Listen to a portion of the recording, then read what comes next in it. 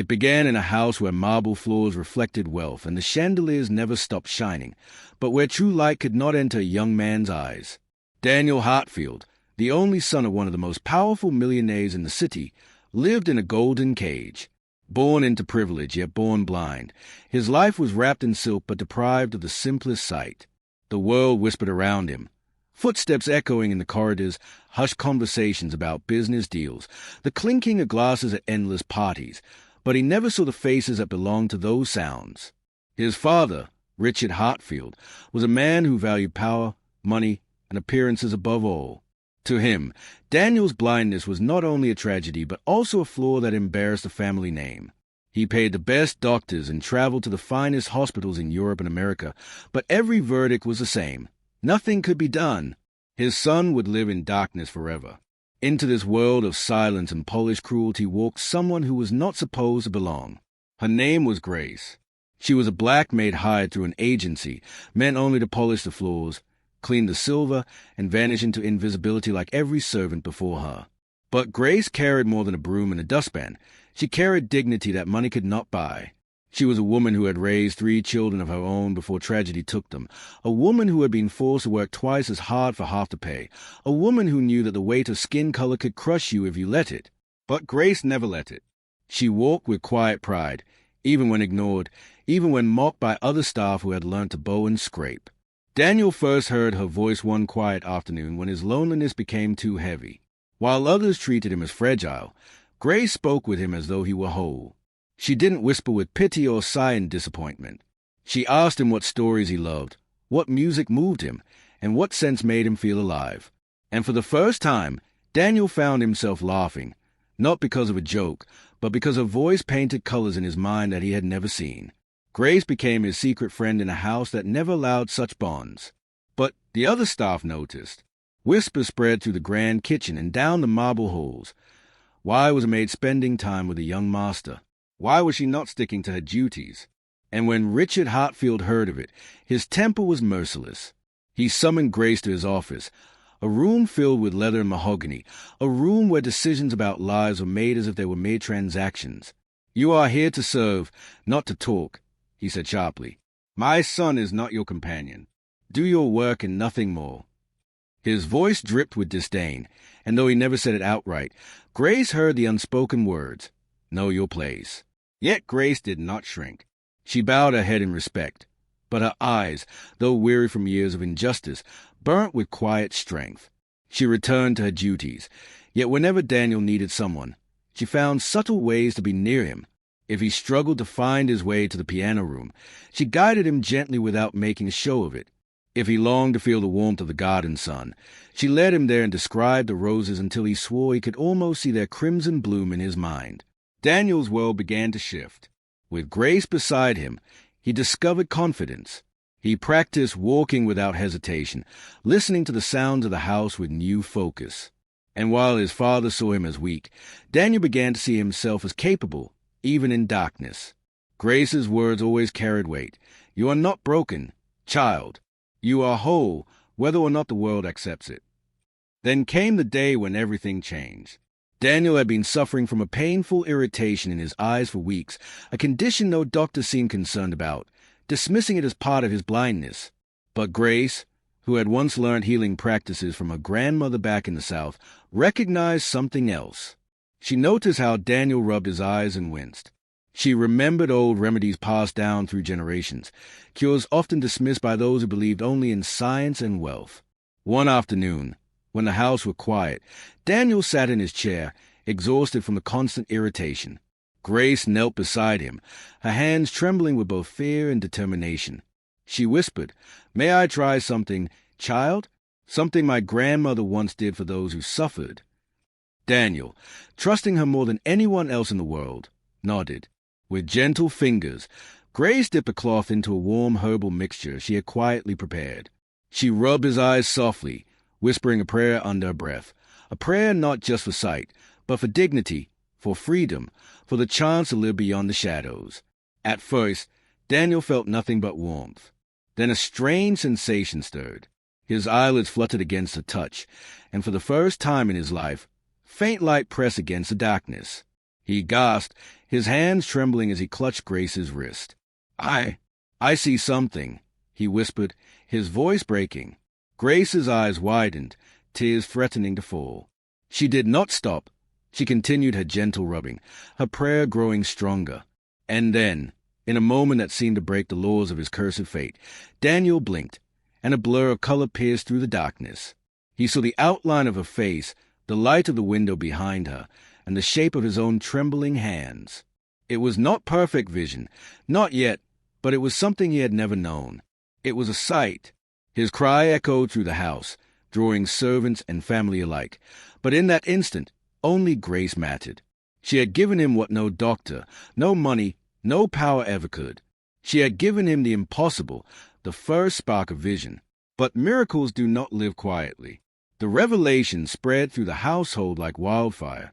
Some whispered it was magic, others called it nonsense, and his father, Richard Hartfield, exploded with rage. He could not accept that a black maid, someone he considered beneath the worth of his carpet, had done what the world's best physicians could not. To him, it was an insult to his wealth and authority. "This is trickery," he shouted. "You will never touch my son again." Yet Daniel, with new light in his eyes and fire in his heart, stood for the first time against his father. His voice, once soft with fear, rang with certainty. "If you take her away from me, you take away the only truth I have ever known." That was the beginning of a storm neither Grace nor Daniel could have imagined. The Hartfield mansion had never known silence so heavy, so sharp it seemed to cut through the air. After Daniel's cry of fright, after his trembling words of protest against his father, the house stood on edge. Servants whispered in corners, terrified of being seen with Grace, yet unable to contain their awe.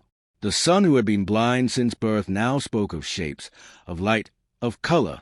For those who had mocked Daniel's blindness in whispers, it was both wonder and shame. For Richard Hartfield, it was humiliation. The millionaire locked himself away in his office, pacing before his great oak desk.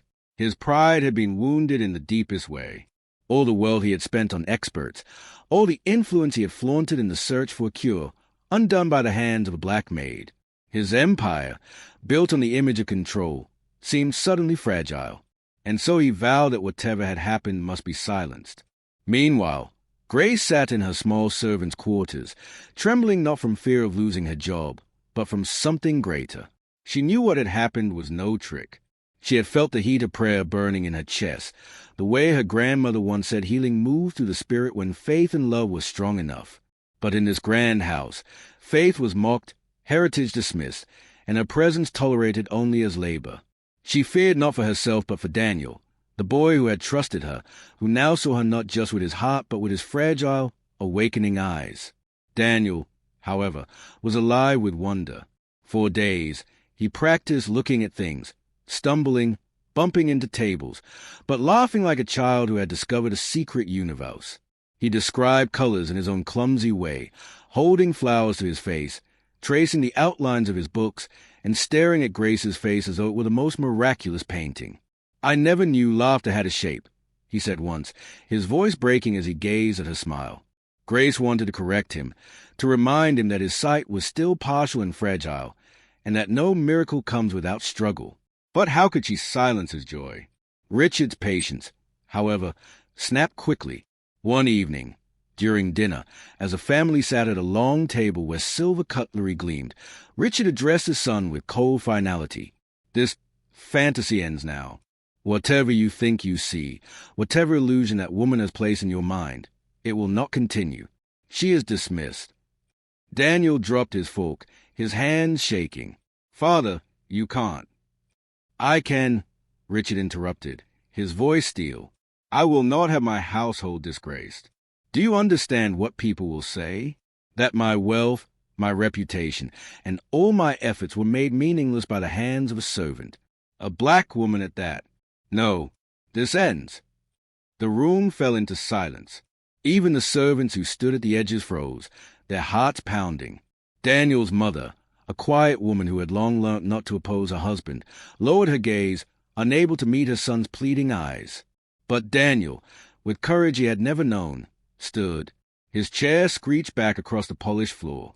"All my life you told me I was broken. All my life you made me believe I was less because I could not see. She gave me light. She gave me dignity. And you would throw that away because of your pride." His voice trembled but carried. "If she leaves, I leave with her." Gasps filled the room. Richard's face flushed red, veins bulging at his temples. "You would throw away your inheritance, your life, for a maid." Daniel's reply came swift and fierce. "For the only person who ever treated me as human? Yes." That night, the mansion boiled with arguments. Richard thundered with threats, disinheritance, exile, shame. Daniel wept in his room, torn between fear and determination. Grace sat quietly, praying for strength, for wisdom. She had never sought to divide a family, never wanted to become a spark of rebellion. Yet she knew truth could not remain hidden. Days passed, and Richard acted. Grace was dismissed without ceremony, her belongings packed in silence, her wages handed over coldly. She stood at the grand gates, staring back at the house where she had found both joy and sorrow, when a voice broke the stillness, Daniel's. He stumbled out, clutching a cane, his eyes still half-blurred but alive with defiance. "You can't leave me," he whispered. "Not after what you've given me." Grace's heart ached. "Child, sometimes the world does not allow what is right. Your father has made his choice." "Then I will make mine," Daniel said. "If you leave, I leave." And so he did. That night, against the will of his father, Daniel walked away from wealth, from comfort, from every privilege that had defined his life. He followed Grace into a world he had never known, a world of modest streets, of neighbors who spoke with warmth rather than formality, of food cooked with love rather than presented as decoration. At first, Daniel struggled. Without servants, he learnt the weight of daily tasks. Without riches, he learnt the value of work. Yet Grace guided him patiently. She taught him to cook, to clean, and to move with independence. And every evening, she continued her careful ritual, herbal cloth, gentle rub, whispered prayer.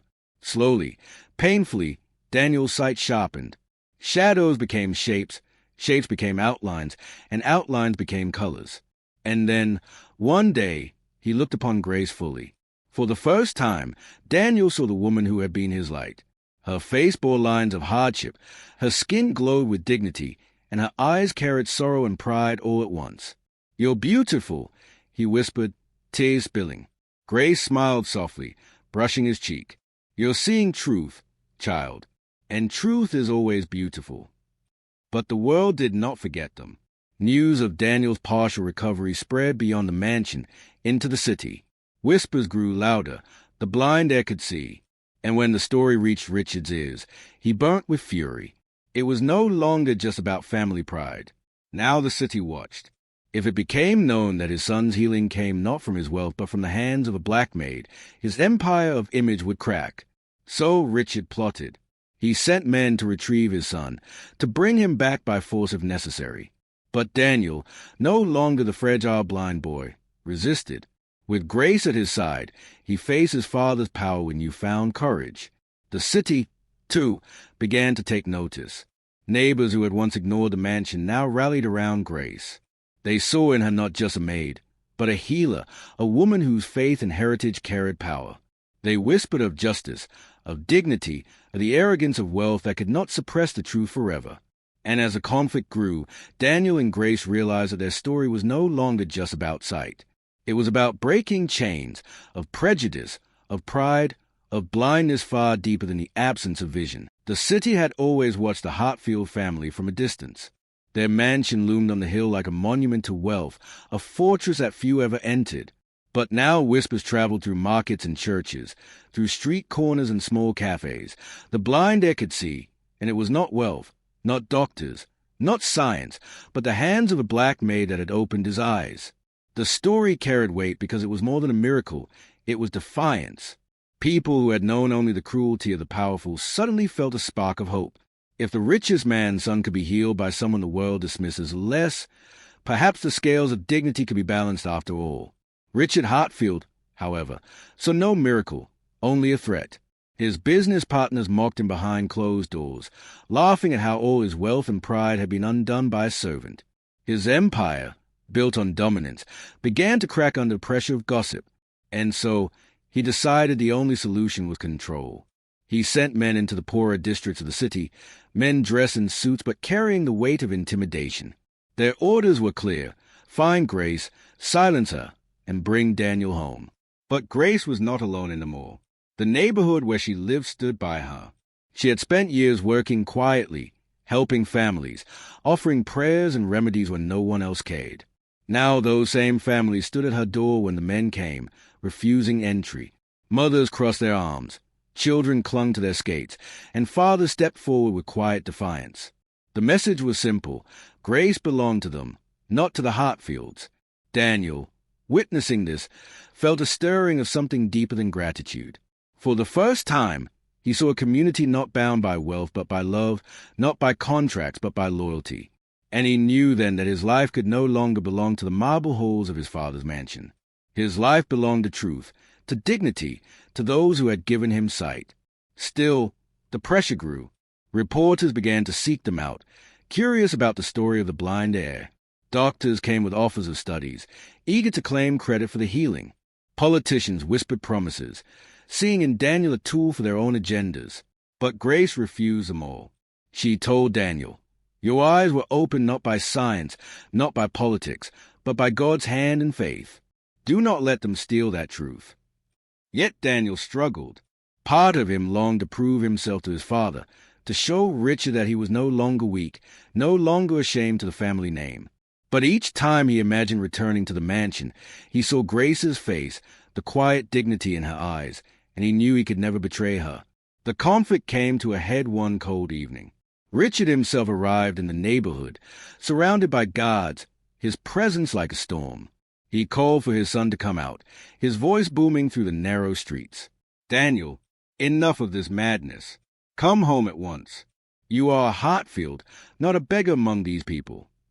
Daniel stepped forward, no longer guided by Cain, his sight clearer than ever. He faced his father for the first time not as a boy, but as a man. "You call them beggars," he said steadily, "but they gave me more than you ever did. They gave me respect. They gave me family. And he turned to Grace, she gave me my eyes." The crowd murmured, strength building behind his words. Richard's face hardened, his pride refusing to bend. "This is your final chance. Choose wealth or choose ruin. But if you walk away from me, you walk away from everything." Daniel's reply cut through the night, "Then I walk away." The silence that followed was heavier than any shout. Richard's empire, his power, his control, broken in an instant by his son's choice. He turned and left, his figure swallowed by darkness, his pride bleeding in silence. For Daniel and Grace, however, the story did not end there. The miracle of sight was only the beginning. Now, Daniel used his vision not to admire wealth, but to see injustice, to recognize suffering he had once been blind to in more ways than one. He walked the streets with Grace, learning of struggles he had never known. And slowly, he began to speak, not as a Hartfield heir, but as a man transformed. He told anyone who would listen, "I was blind, but not just in my eyes. I was blind to dignity, to truth, to the value of people who live without riches. My sight was given by the very hand society despises. If I see today, it is because of Grace, because of her strength, her faith, her heritage. Do not dismiss what you do not understand. Do not despise what you do not value. Dignity belongs to us all." His words carried like fire. Churches invited him to speak. Communities gathered to hear his story. Newspapers printed headlines that shook the city. Air credits Black Maid for miracle of sight. And with every word, Daniel lifted not only himself but also Grace and all she represented. Grace, however, never sought glory. When people tried to name her a healer, a saint, she shook her head. "I am nothing more than a woman who believed," she would say. "A woman who trusted in what her grandmother taught me, that love heals deeper than any medicine, and dignity shines brighter than wealth." But the world had already seen. The image of a wealthy heir standing beside a black maid, declaring her his savior, could not be erased. And though Richard Hartfield tried with all his might to silence it, to bribe newspapers and intimidate editors, the truth had already taken root. Daniel's journey, however, was not without cost. Wealthy circles closed their doors to him, old friends turned away, and his inheritance was stripped from him entirely. Yet Daniel felt freer than ever. For the first time, he lived not in marble halls, but in the real world, where every face, every smile, and every act of kindness carried more worth than gold. And through it all, Grace remained by his side, not as a servant, not even as a savior, but as family. Together, they stood as proof that sometimes miracles are not about what is restored, but about what is revealed. Truth, justice, and the unshakable dignity of a people too long silenced. Winter settled over the city, but in the small community where Grace and Daniel now lived, warmth glowed from every window. Neighbors brought bread and soup, children laughed in the streets, and Daniel, still marveling at the gift of sight, found himself working side by side with people he had once been told were beneath him. His soft, pale hands, once meant only for polished pianos and fine dining, now grew callous from real labor. And every evening, when fatigue set in, he felt more alive than he ever had in the mansion on the hill. But even as peace blossomed in their new life, shadows lingered. Richard Hartfield had not forgotten. His empire was shaken, his pride scarred, but his wealth remained vast. He launched legal battles, sending lawyers to claim that Grace had manipulated his son, that she had bewitched him, and even that she had stolen from the family. Grace endured the accusations with calm dignity, refusing to be broken by slander. "They cannot take truth from us," she told Daniel, her voice firm even when her hands trembled. Daniel stood by her through it all, his eyes sharper each day, his heart unshaken. When reporters came with microphones, he faced them with unwavering strength. "She is not my servant. She is my healer. She is my family. And no wealth, no court, no empire will erase what she has given me." The story, once whispered, became national. Newspapers ran headlines. Churches across states told sermons about the blind heir whose sight returned through faith and love. To some, it was a miracle. To others, it was an embarrassment to the wealthy elite. But to the people who had lived too long in the shadows of injustice, it was proof that dignity could not be bought or silenced. One evening, the community gathered for a celebration. A local church had invited Daniel and Grace to share their story before hundreds of people. The air smelt of baked bread and wood smoke, the pews filled with families dressed in their best. Grace stood at the front, nervous, unused to such attention. But Daniel placed his hand on Hayes, steadying her. He began to speak. "All my life, I lived in darkness, not only because I was blind, but because I was trapped in a world that valued money more than love and pride more than people. I believed I was broken, unworthy, but then Grace came. She spoke to me as though I was whole. She guided me, and she gave me sight, not only in my eyes, but in my soul." His voice cracked, but he pressed on. "If I see today, it is because a woman the world dismisses just made carrot-face stronger than all the money my father spent. She gave me back my life, and I will spend the rest of my days honoring that truth." The crowd rose in applause, some with tears streaming down their cheeks. Grace, overwhelmed, finally spoke. Her voice was soft, but every ear strained to hear. "I am no miracle worker. I am simply a woman who believed what my grandmother taught me, that love and dignity are the greatest medicines we have. This is not about me. This is about all of us. About never letting the world tell us we are less because of our color, our work, or our poverty. Every soul is worthy. Every soul carries light." The applause thundered again, and for the first time in her long life, Grace felt truly seen. But fate, cruel and relentless, was not done testing them. On the night of the celebration, Richard Hartfield appeared in the crowd, his face gaunt, his eyes heavy with pride and regret. He waited until the church emptied, then approached his son. The silence between them was thick, a lifetime of brokenness condensed into one moment. "You've ruined me," Richard said bitterly. "Do you know what they say about me now? That my millions were worthless. That my son was healed by a maid." Daniel looked at him calmly, no longer the frightened boy. "They are not wrong." Richard's face twisted, ready for anger, but then something cracked. His shoulders slumped, and his voice faltered. "I don't understand. I gave you everything. Why wasn't it enough?" Daniel's reply came softly, like truth settling on weary ground. "Because you gave me everything but love. She gave me that. and that is worth more than all your gold." Richard's lips trembled, but no words came. For the first time, Daniel saw his father not as a giant, but as a broken man. He turned away, leaving Richard standing in the cold night air alone with his pride. From that night forward, Daniel and Grace's lives took a new path. They became voices for justice, traveling to churches, schools, and communities, telling their story not for fame but for change.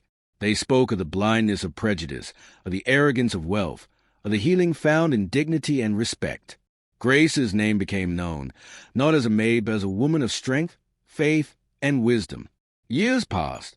Daniel never regained perfect sight, but he never needed to. What he saw was enough: the colors of flowers, the faces of children, and the proud lines of Grace's smile. He built a new life, one not measured by inheritance but by love. And Grace, once invisible in the halls of wealth, became a light to thousands, her story whispered as a lesson. Never underestimate the power of the unseen, the unheard, the unvalued. In the end, Daniel often repeated one phrase whenever people asked about his miracle: "I was blind twice, once in my eyes and once in my soul. She healed them both." And so the story lived on, not as a tale of money or status, but as a testimony of resilience, justice, and the unshakable dignity of a woman who refused to be unseen.